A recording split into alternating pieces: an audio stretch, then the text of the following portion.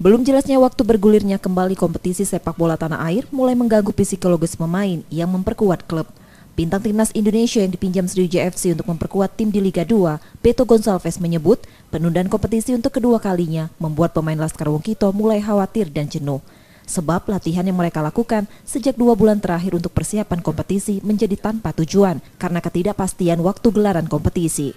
Di tengah kegalauan itu, Beto masih berharap PSSI dan PT LIB memberikan kepastian nasib kompetisi.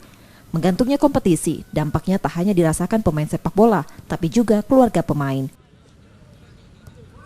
Kita harus tunggu aja, tunggu keputusannya ya. Semoga mereka pikir baik-baik ya, karena di sini bukan cuma pemain bola saja, tapi ada juga kepala keluarga juga, ada istri, ada anak di belakang kita juga yang butuh juga. Ya, senang kalau kita bermain, dukung kita selalu. Saya punya keluarga juga di Brazil, pengen juga lihat kita bermain lagi. Jadi susah kalau kita cuma latihan saja ya. Saat ini kepolisian masih belum memberikan izin pada PSSI dan PT LIB kembali menggulirkan kompetisi karena penyebaran COVID-19 yang belum reda serta adanya pilkada. Nur Muhammad, Kompas TV Palembang, Sumatera Selatan.